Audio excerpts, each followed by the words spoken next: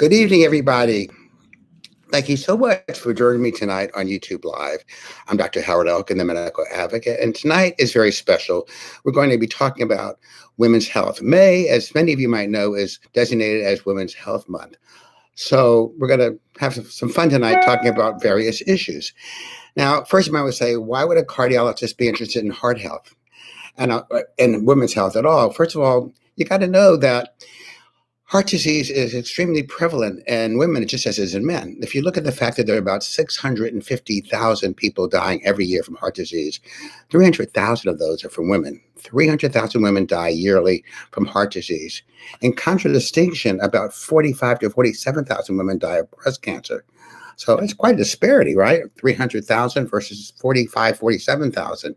And yet, if you look over the years, throughout the years, breast cancer has gotten a much more attention from the press, women, and really the scientific community.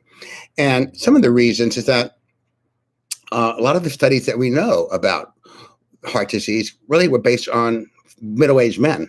So women were like totally excluded from these studies. When I was a fellow in the 80s, we didn't know about women and heart disease. Most it was thought to be a man's disease, but as you can see, it's not. And also women present differently. They present later in life, usually about 10 or 12 years later, because of the estrogen effect that we're going to talk about.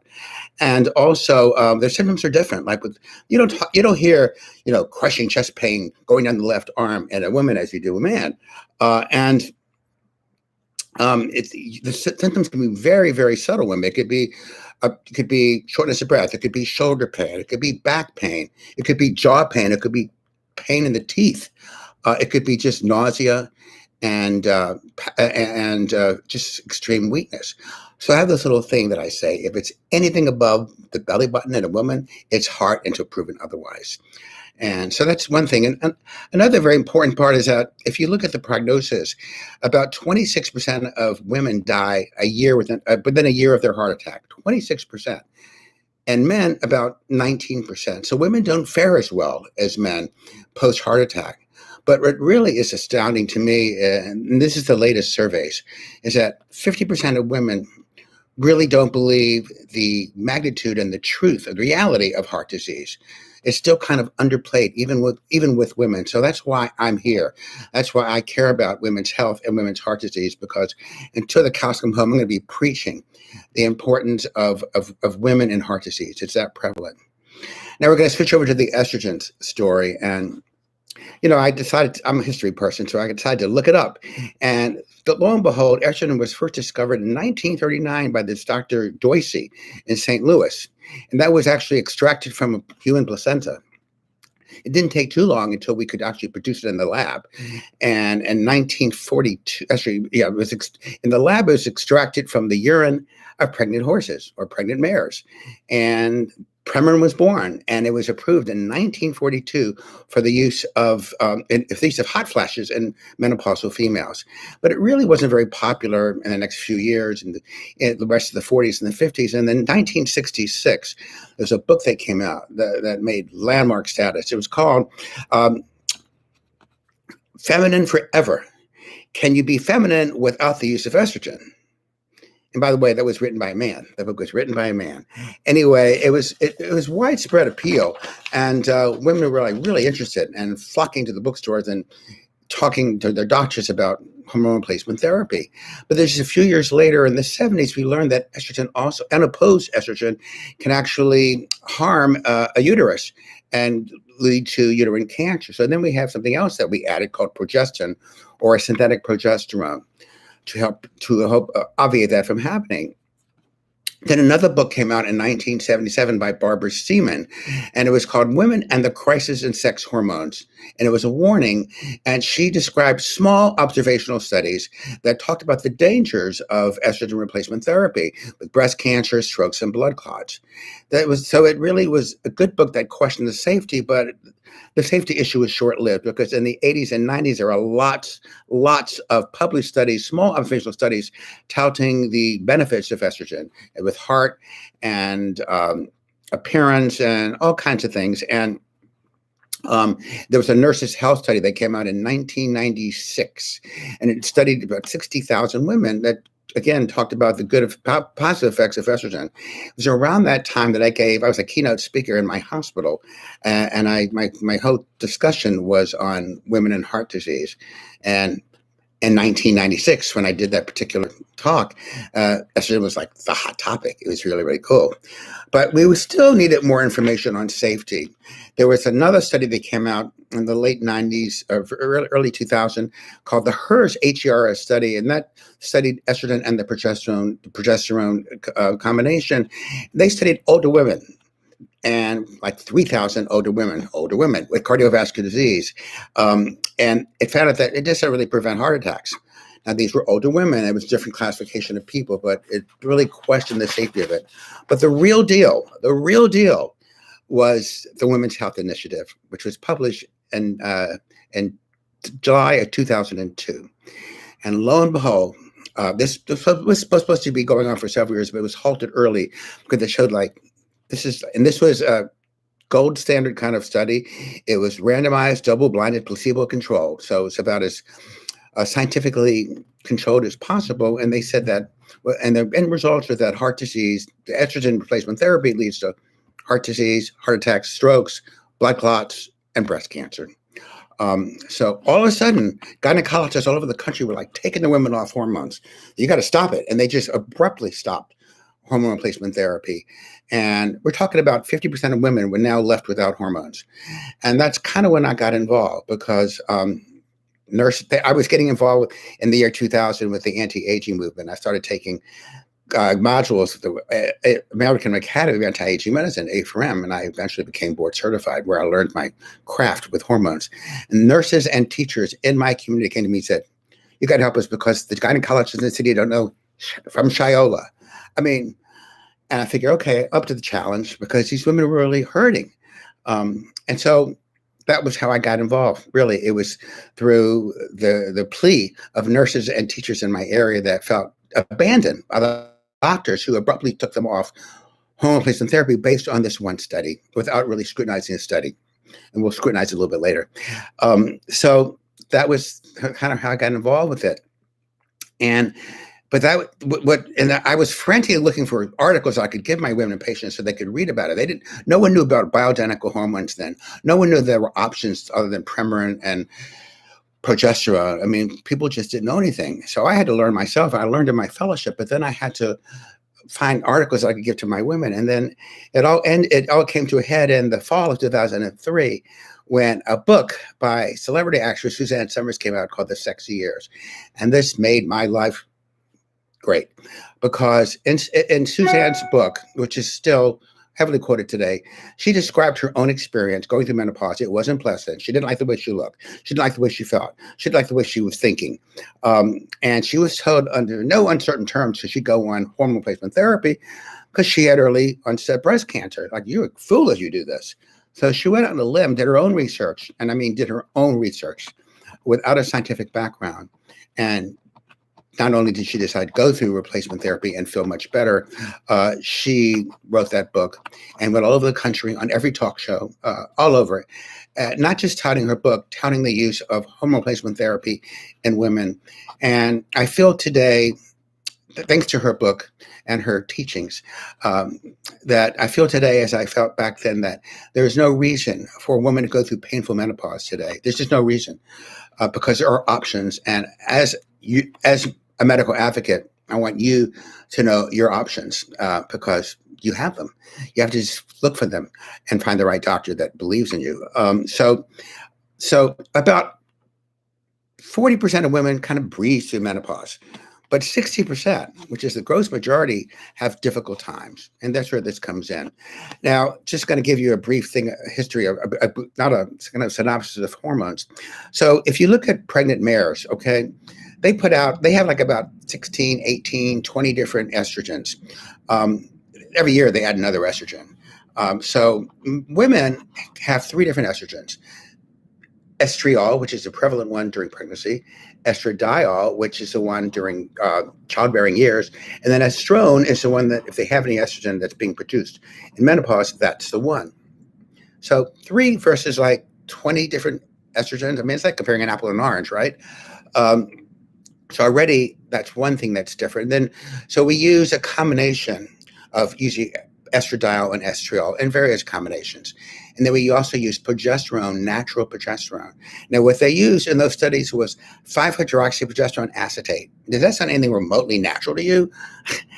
It's not natural. And in fact, we have a way to learn that the progesterones used actually could be definitely carcinogenic. That may have been one of the major issues with hormone replacement therapy with synthetics, is because of that one ingredient. So we use natural progesterone, and we use a form of bioestrogen. And I want to just say one thing. It's we're looking for synergy here. Okay, so estrogen gives women the sense of vitality, femininity. It's the feel good, right? It's the energy. It's sexuality. Whereas progesterone is a calming hormone. It's a Zen-like hormone, and it helps with sleep and anxiety and palpitations and migraines. So what I look for is balance, and we'll talk about that after in the question and answers. So that's basically how I got to do what I'm doing now. And my personal view is that I am anti-aging, and I'll give you my bias. My bias is that I think that men and women look better, feel better, and think more clearly on hormone replacement therapy. Now, does that mean I suggest everybody go on it? Absolutely not. It's a very personal decision based on your needs, how you're feeling, your overall health. So it's not a one-size-fits-all. And anybody that knows me knows that I'm totally against that kind of philosophy. But I am pro-hormone for the most part in the right person. And it has to be prescribed by the right doctor. Now, before we adjourn for question and answers, people also ask me, are there any natural forms of things that can actually stimulate your own estrogen? And the answer is yes. There are some foods. We call these phytoestrogens. So they aren't really, they're food sources, and they're usually plant-based. And they're generally pretty good, and they can actually mimic the effect of estrogen, but sometimes they can actually mimic the negative aspects. So it's not quite so clear. You maybe heard about soy was like really big about 20 years ago, and then you don't hear that much about it anymore because it can be really good, but it can have a negative effect, and it can be what we call an endocrine disruptor. So there are some food sources. I think the safe ones to use are like lignans. So lignans, probably flaxseed is the most rich source of lignin that I know of. Also, here's a good one, peaches. I was reading that 2 peaches a week can supply with a decent amount of lignans to help keep your estrogen going. Also, berries, all berries are good, and sesame seeds. Then you have the isoflavones, which is really what soy is. And I'm going to caution you about soy. If you do take soy, it really should be natural. It should be unprocessed soy. And the best place to get that is basically your Oriental markets. I wouldn't trust your average place for soy. Resveratrol, cruciferous vegetables, cauliflower, Brussels sprouts, broccoli, nuts are great, and garlic. So those are your sources. Supplements, B vitamins are always great, and vitamin D. I mean, vitamin D is more than just a vitamin; it's a hormone. It has a lot of great effects, and it can help also maintain estrogen levels. And DHEA, which is an adrenal hormone, which all these hormones go south as we get older. And DHEA is actually the most prevalent sex hormone in the body, and it actually can lead to both progesterone, estrogen, and testosterone. So that can help. And one last question before I answer yours is, people always ask me, what about weight gain? How do I avoid weight gain in menopause? And is weight gain a real problem? It is. It's a real problem, because what happens is that estrogen estrogen helps to regulate fat and carbohydrate metabolism. All of a sudden you start taking away the estrogen, and weight gain becomes more common because you don't have that regulation. Also, estrogen can help to increase your metabolic rate, so you lose that. So the body uses starches and fats less efficiently, and therefore that middle age spread that we see with both women and men comes about easily. So it is a real problem. Estrogen can certainly help that. Also, I use both pregnenolone and DHEA, can also be useful in weight management. So those are some of my things. I want to actually hear your questions and answers. So let me get my glasses on here. Senior moment. And then I can see what you guys have. Okay. The son just heard today from a friend, the mom was admitted in hospital today for irregular heartbeat. How do they treat that? Well, okay. So irregular heartbeat. it's probably one of the most common things. I've done a few YouTube lives on palpitations and atrial fibrillation. It's very common, and first thing you want to find out is whether or not it's related to the heart. Most cases of palpitations and irregular heartbeats have nothing to do with heart disease, but it can be. So you want to make sure it's not atrial fibrillation. If she's in the hospital, they will find out. I will also do a quick segue in the fact that palpitations are very common in menopause. And I learned this when I was a young cardiologist, and middle-aged women were coming to me and they were having palpitations, saying, okay, how long have you had this, your whole life? No, it just started. And it freaked me out because I figured, okay, then I went to the book. And I was looking palpitations in middle-aged women. I could find nothing. It wasn't until I did my anti-aging medicine fellowship that I learned that palpitations is very common due to lack of progesterone, as is migraine headaches. A lot of women have a resurgence of migraines when they're going through menopause. So, wow, that really changed things. I actually had to take an anti-aging medical fellowship to learn what I didn't learn in cardiology. But I started giving women progesterone, and lo and behold, it really helped with the heart rhythm. So it's a great tool that I learned. Okay, how soon will I notice benefits of my hormonal therapy? Pretty soon. As far as the hot flashes are concerned, the night sweats, the insomnia, the insane thinking, those you'll see within a couple of weeks. That other things like skin changes, hair growth, and that takes longer. That takes several months to really see the cosmetic effects of hormone replacement therapy. But the things that really bother patients are the ones that we'll see really pretty early on. It's pretty amazing. Okay, should women include? Sorry, there's sun right over here. I got to move my count.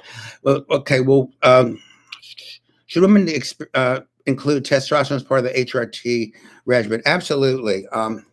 Now, I want you to know that men need estrogen and women need testosterone. Not what you're thinking. We're talking small amounts of testosterone and small amounts of estrogen for men. So yes, I use it because it's very good. One of the things I really emphasize HRT is with bone. Okay, so, and here's why. Estrogen helps to retard bone loss. Progesterone helps to build bone. And testosterone helps to give bone its tensile strength.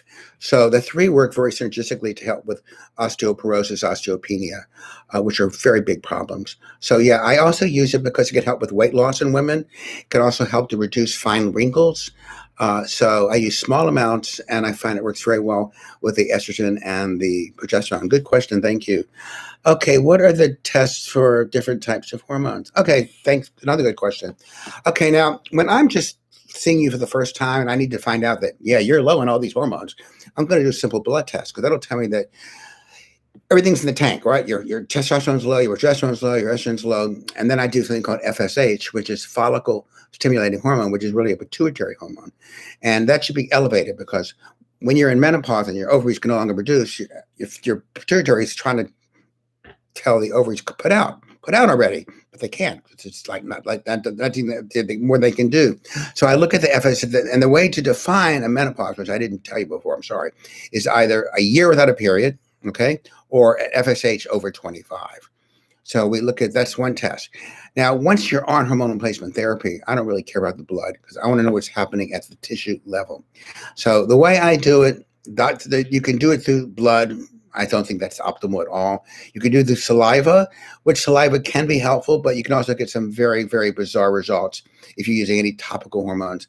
What I like is the 24-hour urine because it gives me a lot of information. And the most important thing, I want to know how you metabolize your estrogen.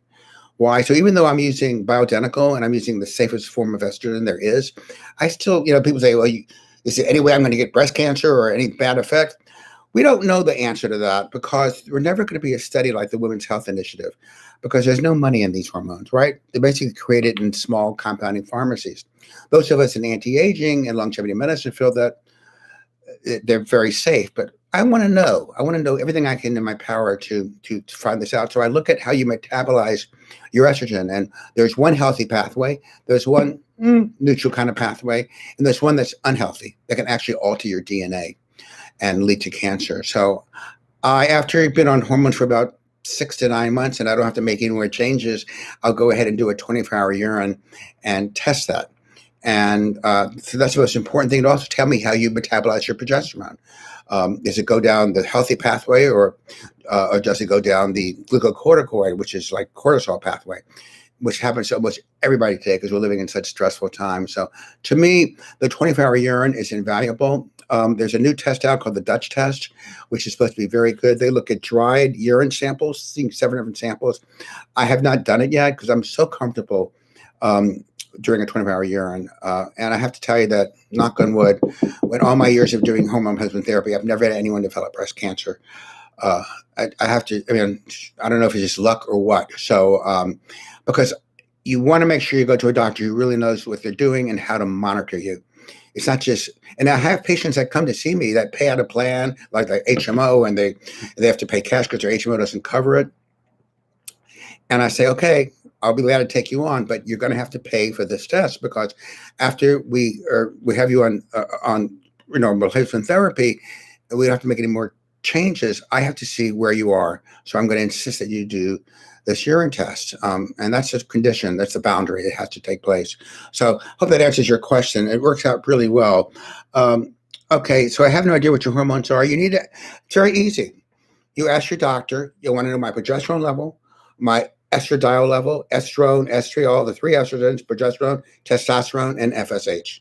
Any simple blood test, LabCorp, Quest, should be able to do that. And if you're menopausal, more than likely they're going to be low. And we need to have that information, because I don't just blindly put people on hormones without knowing where the levels are at the beginning. So, but it's a simple test. And then from there, I go on to do my urines after I have them on a program.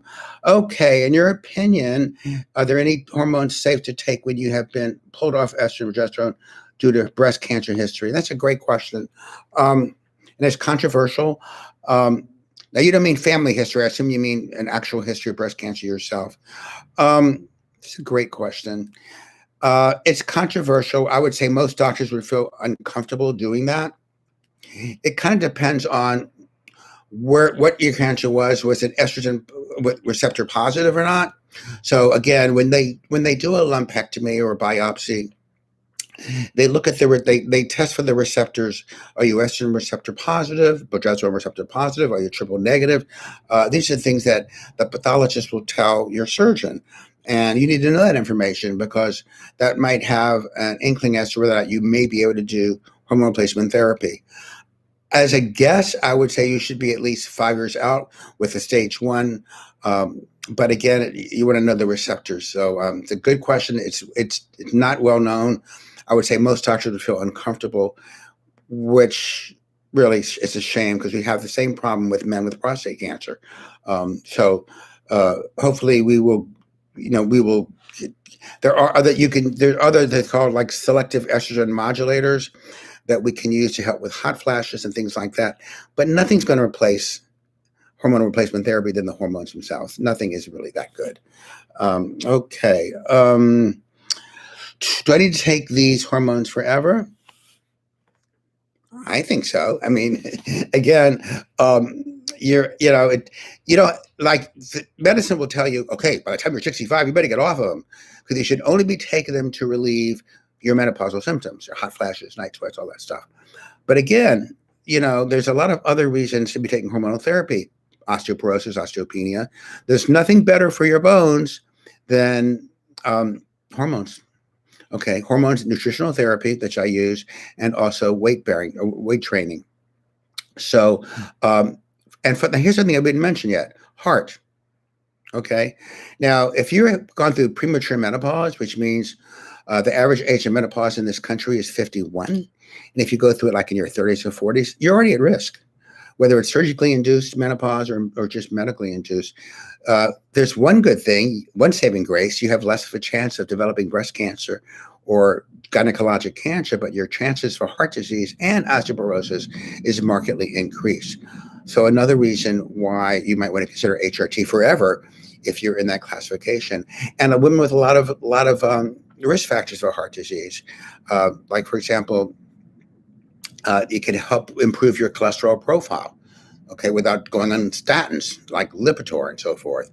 It can also ask as a natural calcium channel blocker, which helps with blood pressure. So a lot of things hormones can help with besides just the night flashes and insomnia and so forth. There's a lot of biochemical changes that can decrease your risk of heart disease and also bone disease. So I'm in favor of it, but the average doctor will probably say, okay, you're 65, time to get off of it. I mean, I go through this, a lot of my patients, because I'm not a gynecologist, I don't do pelvics.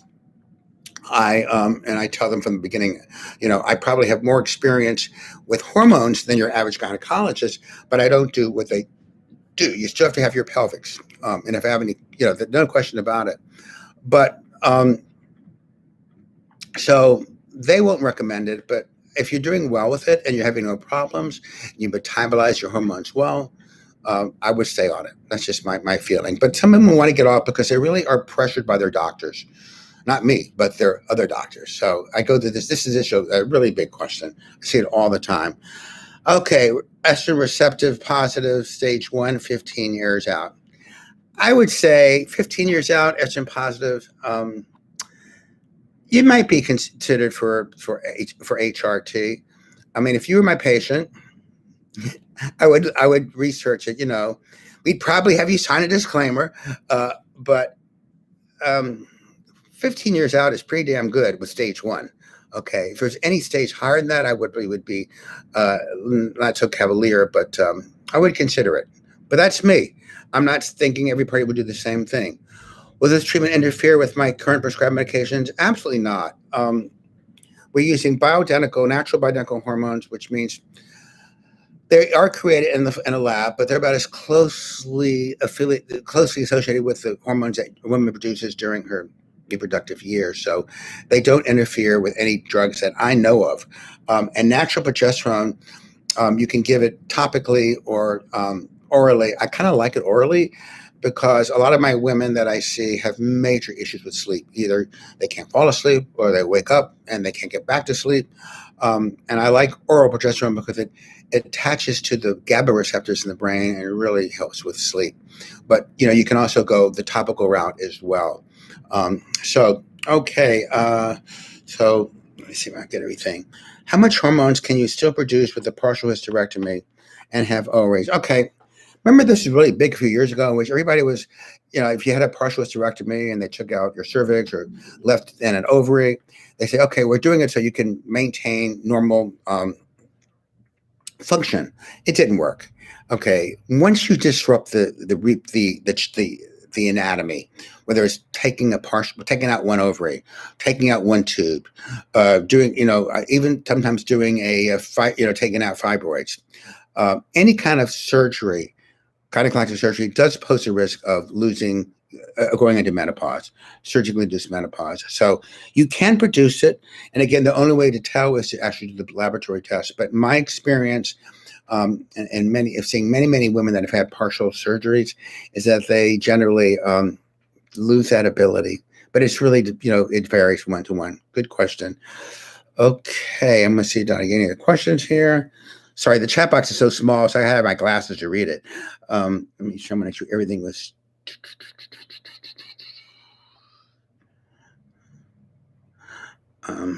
I think we did everything. I think the big thing, what I want to just close with is that, again, in closing, there's no reason for a woman to go through painful menopause.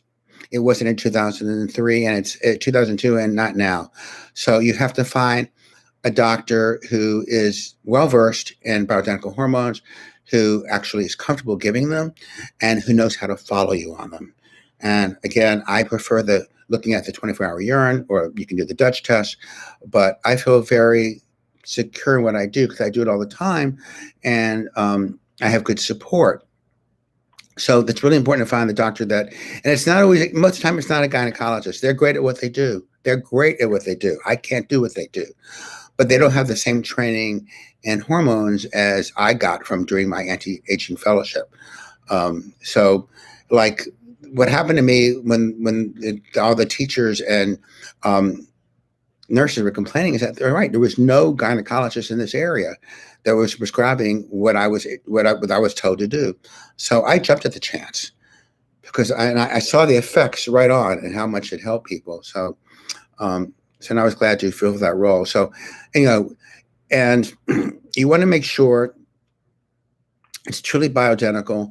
And really, if you can, you go to the 𝐕𝐵𝑚 website. It used to be 𝐕𝐵𝑚.org. I think it's different now. You can find other either gynecologists or anti-aging specialists like myself that administer hormonal replacement therapy. But it really makes a difference in women's life. I mean, Suzanne Somers described it quite well, the before and after on her. And when her book came out, it was great because I'm not a woman, so I can't experience all the, you know, I interviewed hundreds, but, you know, she was able to couch into words what so many women have thought. So it's a landmark book, and I'm very grateful for her and for that book. Okay. I think that's all I have to say. So we're about used up time. Any other questions? Now, let's see. So remember, May is Women's Health Month, and June is Men's Health Month. So we're going to talk about the men. Men are a lot easier than women, a lot easier, but there are some special nuances we want to talk about. I won't be here in 2 weeks because I'm going to visit my daughter and my new granddaughter, who is 5 weeks old today. So please forgive me for not being here. But we'll meet 2 weeks after that, which will be a month from now. And those of you that subscribe to me will get an alert. It'll be about men and men's health. So thank you, everybody. I appreciate your help. And we'll see you in 2 weeks. Thank you so much. Good night.